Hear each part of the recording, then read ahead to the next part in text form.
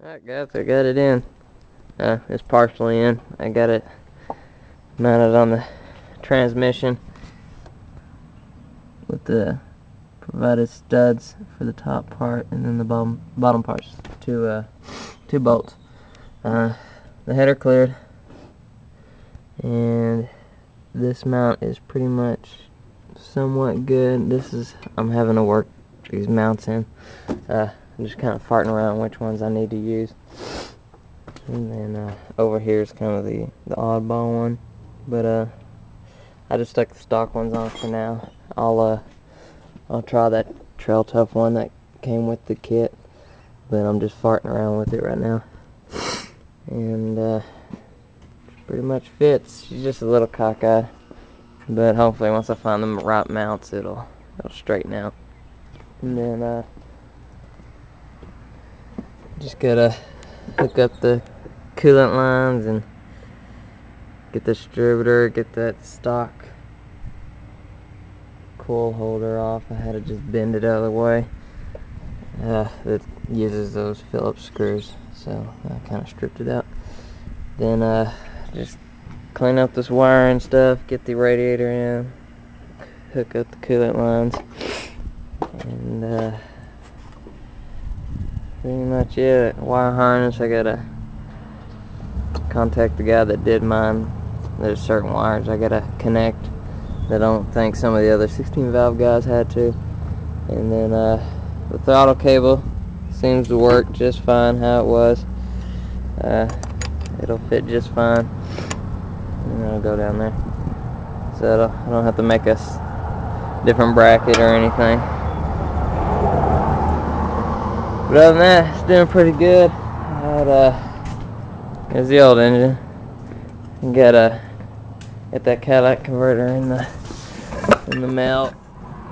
Has a welding shop down the street from where I work. Weld a bung on the back, and I just had them tack that on. So this will just be bolted on, and I might try to make it work my stock exhaust, but I just want to get it started, get it broken, procedure done, and then there's the old baby. Looks like the main front seal went out, so oil's kind of everywhere, and then it leaked from the dipstick for some reason.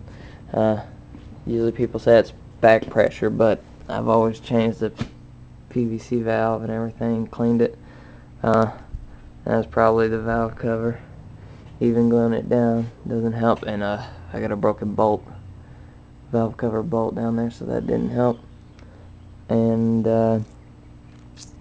that's it. If you probably can't see, there's metal shavings back here. That's from the I'm sure that's from the flywheel starter. Mine's got a real bad spot, so and I need a new clutch, but right now I'm just worried about getting the engine in, start it up, break it in, drive it for a few miles, and then it doesn't bother me. I'll just drop the transmission again. Plus I think I need to get a new input shaft, because I test fitted that input bearing and it just goes right over that input shaft, and doesn't really fit on it. I don't know if it's supposed to be semi-tight, tight, or loose like it was, so I'll probably have to order another input shaft. And then other than the little bit of oil leakage, and it does burn a little. Last time I did the compression check, it was 160 on all 4 cylinders, so a rebuild would not hurt. Other than that, it's out. I'm not really gonna miss her. One thing I did do, I used the bracket off the 1.3 alternator, because it's actual steel welded. It looks cleaner, and it weighed a lot less than this. I guess this cast steel. So it bolted up. The only difference is this third hole. You'll just have 2 on that 1.3, but it works just fine. And obviously you can still use this one. It's just a little bit different. And then I had to reuse the clutch cable bracket. Mine was an automatic, so I took that off. It bolted right on. I used the 1.6 outlet tube. Went ahead and just used it. other than that, then I had to use the bolts off this water pump, and then I'll take this off and use it. That's still good. It's not that old. And the one that's in, it's all corroded a little bit. So other than that, I didn't really have to take off a lot, and the kit says you don't have to reuse these dowel pins or anything, so that's pretty neat. The only other thing is, since that spacer is about 3 times as thick as the stock spacer, I'm wondering how that affects the input shaft going into the flywheel, if it pulls it out too much or not. But I guess it doesn't affect it too much since everyone's running the kit. But other than that, it came out pretty easy. Just after I remembered I left the flywheel dust cover on, idiot. But no, pulls out just fine. And then when I put it in, believe it or not, that thing, I didn't even have to adjust the input shaft or nothing. The thing, after we got the studs in, it just slipped right on. So maybe I got lucky. I don't know. But I didn't have to fart with the transmission or nothing.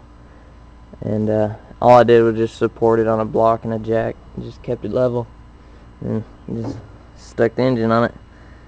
And now I just got to mess with the mounts, get the fuel lines hooked up, and then I'll do the wire harness last, since I got to do a few extra things to it. But and then I got to figure out where I'm gonna put the charcoal canister. The stock tracker fit right here. I guess I'll try to make it fit. I don't know. I'll get the radiator in, see what it looks like. And then I guess I'll chop this off, because I'm going to reuse the stock air box for now.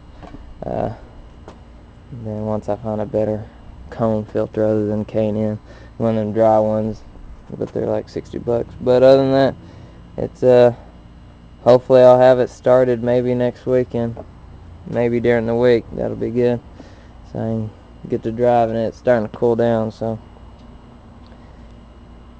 But it's progress.